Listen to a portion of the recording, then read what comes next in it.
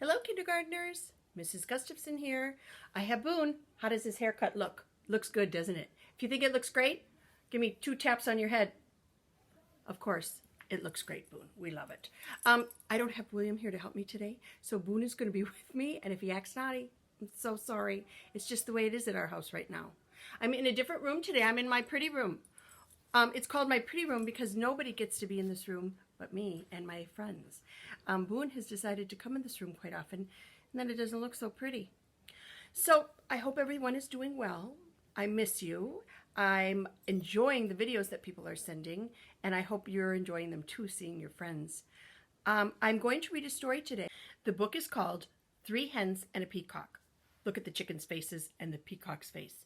You kind of know something might happen in this book just by looking at the cover. The book was written by Lester L. Lamanick, and it was illustrated by Henry Cole. Illustrator and author, we know what they do, don't we, boys and girls? Oh, I'm going to show you this page. Where do you think this story takes place? If you think it's a farm, tap your head twice. You're right. It takes place on a farm. That's the setting. All right, let's look inside to see what's happening in the story. Here we go. Things were quiet on the Tuckers' farm. The cows chewed their cud. The hens clucked and pecked and laid their eggs. And the old hound stretched out on the porch, watching and listening.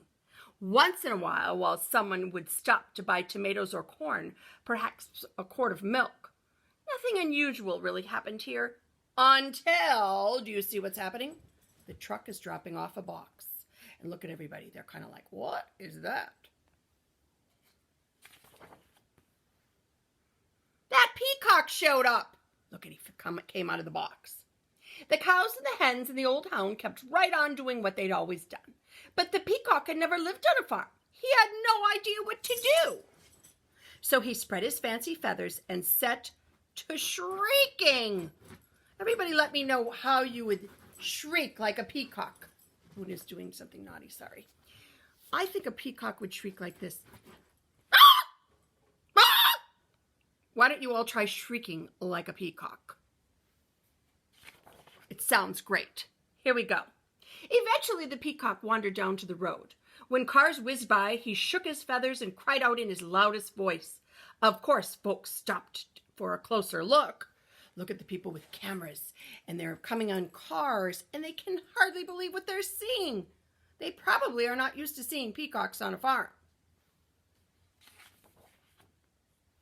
Day after day, more folks stopped to admire the peacock, and they all bought tomatoes and corn, eggs and milk.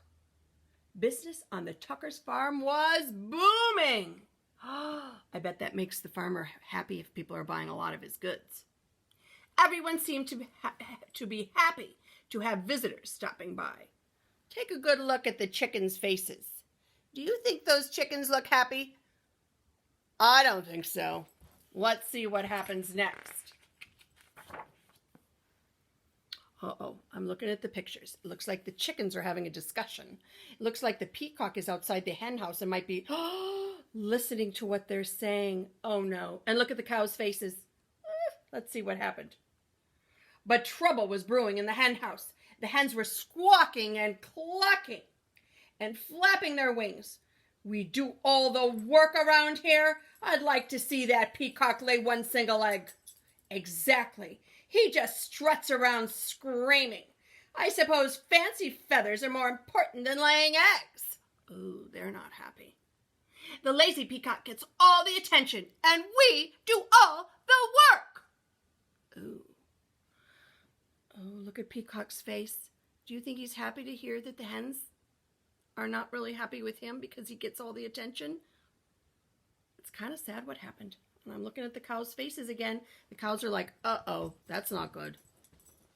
Let's see what happens next. The peacock had heard every word, just as we suspected. For days, he moped about, moaning and groaning. I wish I could be more useful around here. Huh, clucked one hen. The others ruffled their feathers. The old hound stretched and slowly raised his head. Why not let the peacocks stay here to be useful while you hens take the glamorous job down by the road. Oh, do you see what the hound's saying? Why don't you hens go trotting around onto the road and look glamorous while the peacock lays eggs? Do you think the peacock's going to lay eggs? And do the hens look glamorous? I don't know. Once again, I'm looking at the cows' faces and they're going, what? Let's take a look to see what happens next. Oh, look at the hens. They're like, oh, should we do it? The three hens began clucking to one another. What a wonderful plan, they thought. Yes, it's a fabulous idea. Oh, ladies, we simply must fancy up our feathers tonight, and nothing but our brightest beads, bangles, and bows. We'll stop traffic for sure. Why, you girls know I can strut with the best of them. The peacock perked up. Let's do it, he declared. Tomorrow I'll stay here, sit on a nest, and I'll cluck. And we'll get all gussied up, said the hens, and we'll be so glamorous.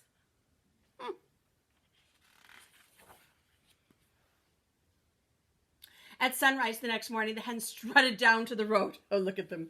They've got beads on, and they've got bows. They are all gussied up. The peacock marched right to the hen house and poked his head inside. Why just his head, I wonder? Let's see. The hens flocked by the road waiting for a car. When they saw one approaching, they clucked and squawked and flapped their feathers in a flurry of feathers.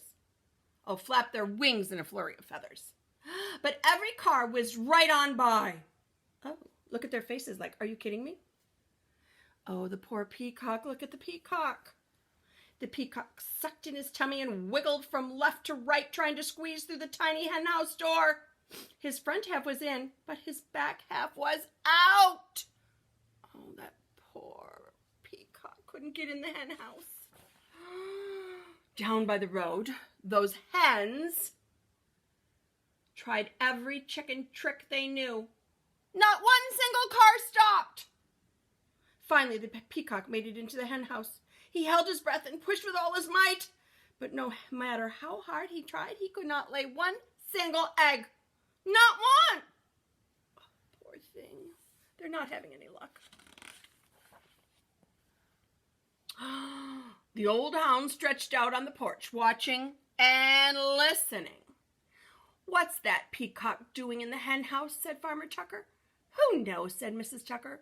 And what are those hens doing down by the road? Not one of them is up here laying eggs.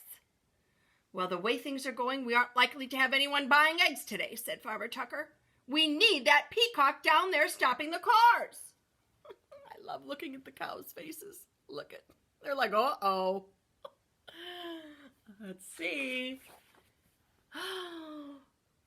When the peacock heard that, he smiled the biggest smile you had ever seen on a bird's beak. He knew that he was the one who was supposed to be glamorous, so he's happy. I am helping, he thought.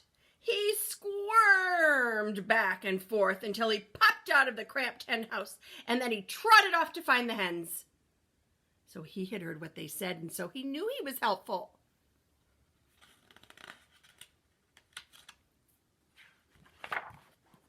Look at the hens. Look at their faces.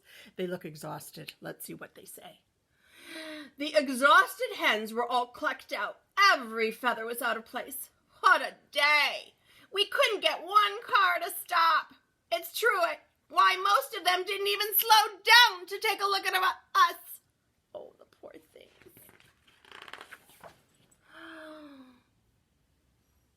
The peacock met the hens as they trudged up the road. I can tell you I'm no good at laying eggs, he said. I'm just not meant for it. One hen nodded. I put my stellar strut on and even I couldn't stop a single car, she said. I have to hand it to you, Fancy Feathers. Your job is harder than it looks. The other hens agreed. The peacock looked relieved. So I think they just decided they're both best off doing their other jobs. So the hens marched back to the hen house. The peacock strutted down to the road. The old hound stretched out on the porch, watching and listening. and things were quiet again on the Tucker farm. But do you see what's happening here? Is it going to be quiet again on the Tucker farm? Nope, another box is arriving. Say out loud what you think might be in this box. I'm thinking an ostrich. Put your finger on your nose if it could be an ostrich. All right. Well, I've enjoyed reading a story to you again. I hope you enjoyed it. I want you to know that I do miss you, and I'm so happy that we're sending videos of each other so we can see what each other's doing. I'll see you again soon. And remember, be respectful to your mom and dad, kind to your brothers and sisters, and read lots of books. And you can start writing. Maybe you want to go and find a piece of paper and write something about this story. I think that'd be great. Have a good night. Get to bed early. See you later.